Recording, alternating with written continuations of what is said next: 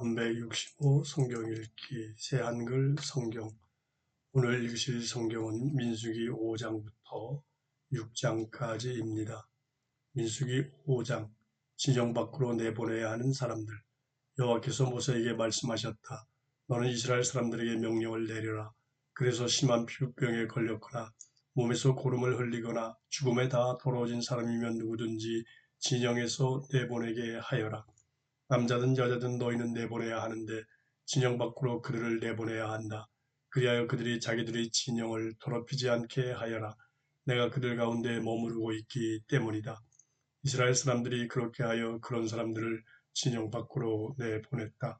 여호와께서 모세에게 말씀하신 대로 이스라엘 사람들이 그렇게 했다. 다른 사람에게 손해를 입혔을 때 여호와께서 모세에게 말씀하셨다. 이스라엘 사람들에게 말해 주어라. 남자든 여자든 가릴 것 없이 다른 사람에게 어떤 죄든 지어 여호와에게 정말로 신의를 저버렸다면 그 사람은 벌받아야 한다. 그런 사람들은 자신들이 저지른 죄를 고백해야 한다. 그런 사람은 자신이 끼친 손해를 전부 물어주고도 거기에 5분의 1을 더하여 자신이 피해를 입힌 사람에게 주어야 한다. 이 배상금을 피해자 대신 받을 사람이 없으면 그 배상금은 여호와에게 바쳐서 제사장에게 돌아가게 하여라. 그뿐만 아니라 그 사람의 죄를 없애줄 예식에 쓸 순양도 바쳐야 한다. 이스라엘 사람들이 제사장에게 가져오는 온갖 거룩한 것 가운데서 예물로 바치는 것이면 무엇이든 제사장의 것이 되게 하여라. 각자 구별해서 바치려고 가져온 것은 자기의 것이지만 누군가가 제사장에게 준 것은 제사장의 것이 된다. 남편이 질투심에 사로잡혔을 때 여호와께서 모세에게 말씀하셨다. 너는 이스라엘 사람들에게 말해 주어라. 그들에게 이렇게 일러 주어라. 어떤 남자의 아내가 남편을 떠나 신의를 저버렸다고 하자. 다른 남자가 그 여자와 함께 누워 정액을 쏟았다고 하자. 남편의 눈에는 띄지 않았고 사람들은 몰랐지만 아내가 그렇게 더러워졌다고 하자. 그에게 불리한 증인도 없고 그가 붙잡히지도 않았다고 하자. 하지만 남편이 질투심에 사로잡혀 더러워진 아내를 질투한다고 하자. 또는 질투심에 사로잡혀 더러워지지 않았는데도 그 아내를 의심하여 질투한다고 하자. 그러면 남편은 아내를 제사장에게 데려가야 한다. 아내를 위한 예물로 보리가루 2.2리터를 가져가야 한다. 그 위에 기름을 붓지 말고 그 위에 유향도 두지 말아야 한다. 그것은 질투의 곡식 제물이요 잘못을 생각나게 하는 기억의 곡식 제물이기 때문이다. 제사장은 그 여자를 가까이 오게 하여 여호와 앞에 세워야 한다. 제사장은 거룩한 물을 진흙 그릇에 담아야 한다. 제사장은 여호와께서 머무시는 천막 바닥에 있는 흙을 조금 가져다가 그 물에 집어넣어야 한다. 제사장은 그 여자를 여호와 앞에 세워야 한다. 제사장은 그 여자의 머리를 풀어 늘어뜨리게 하고 그 여자의 두 손바닥 위에다가 기억의 곡식 제물을 놓아 주어야 한다. 그것은 질투의 곡식 제물이다. 제사장은 손에 저주를 불러들이는 쓴 물을 들고 있어야 한다. 제사장은 그 여자가 맹세하게 해야 한다. 그 여자에게 이렇게 말해야 한다. 다른 남자가 그대와 함께 눕지 않았다고 하자. 또 남편 아래에 있는 사람으로서 남편을 떠나 더러워지지도 않았다고 하자. 그러면 저주를 불러들이는 이 쓴 물의 피해를 입지 않을 것이다.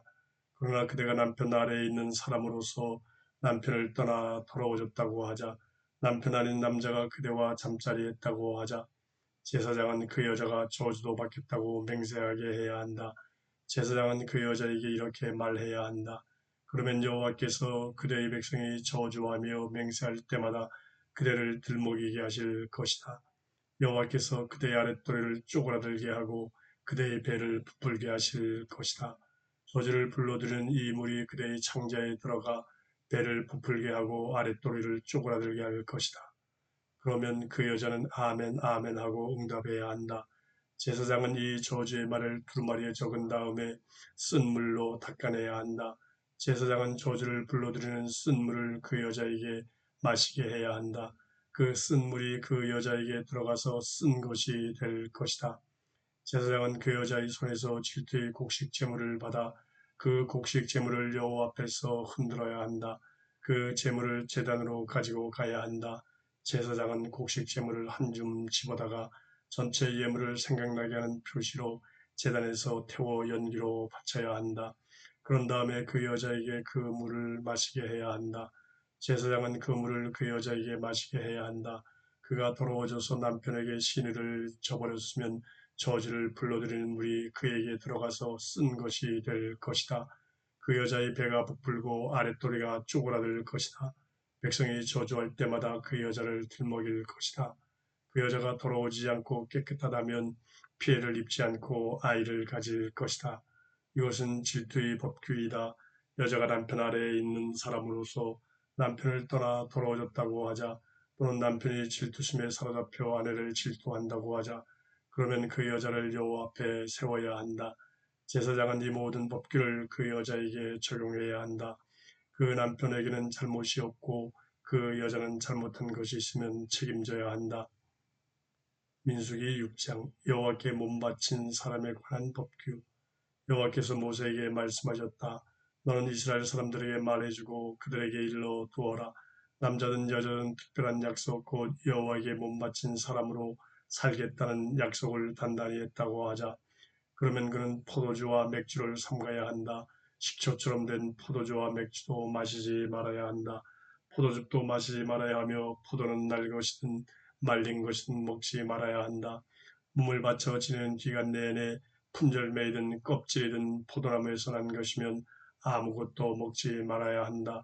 몸을 바쳐 살기로 단단히 약속한 기간 내내 덜 깎는 칼이 자기 머리에 닿지 않도록 해야 한다. 여호와에게 몸을 바쳐 사는 기간이 찰 때까지 그는 거룩해야 한다.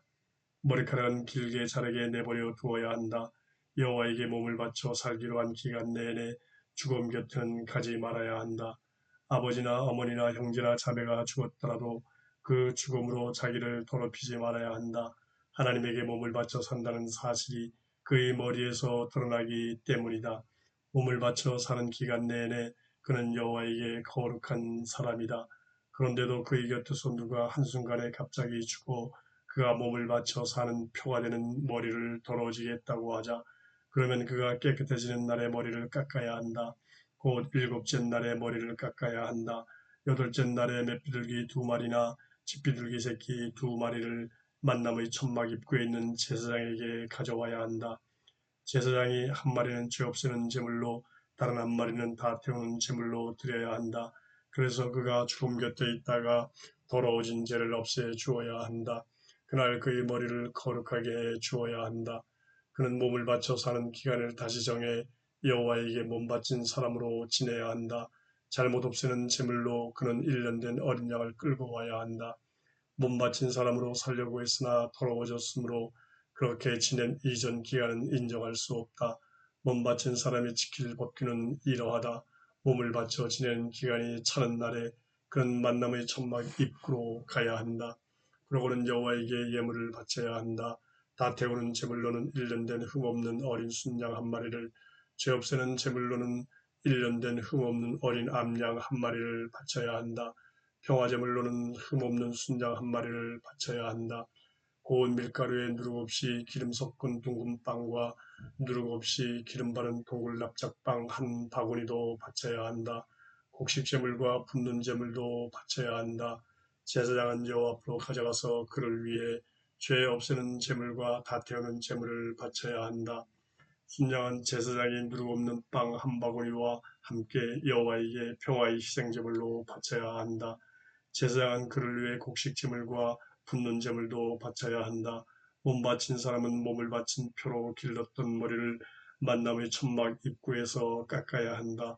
몸을 바친 표로 길렀던 머리카락을 가져다가 평화의 희생제물 아래에서 타오르는 불 위에 두어야 한다.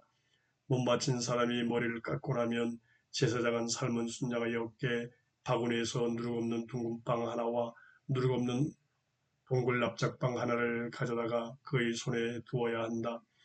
그것들을 제사장은 흔드는 제물로 여호와 앞에서 흔들어야 한다. 그것들은 제사장에게 돌아갈 거룩한 것이다. 흔드는 제물로 바친 가슴살과 높이 드는 제물로 바친 넓적다리도 제사장에게 돌아간다. 몸 바친 사람은 그런 다음에야 포도주를 마실 수 있다. 이것은 몸 바친 사람이 지킬 법규이다. 몸을 바칠 때 자기 힘에 넘치게 여호와에게 예물을 바치기로 단단히 약속했으면 단단히 약속한 대로 해야 한다. 몸을 바칠 때 지킬 법궤에 따라 그렇게 해야 한다. 제사장들이 복을 빌어줄 때 여호와께서 모세에게 말씀하셨다. 아론과 그의 아들들에게 말해 주어라. 너희가 이스라엘 사람들에게 복을 빌어줄 때는 이렇게 말해라. 여호와께서 그대에게 복을 내리셔서 그대를 지켜주시기 바랍니다. 여호와께서 그 얼굴빛을 그대에게 비추셔서 그대를 불쌍히 여겨주시기 바랍니다. 여호와께서 그 얼굴을 그대에게로 드셔서 그대에게 평화를 주시기 바랍니다. 그들이 내 이름으로 이스라엘 사람들에게 복을 빌어주면 내가 그들에게 복을 내려줄 것이다.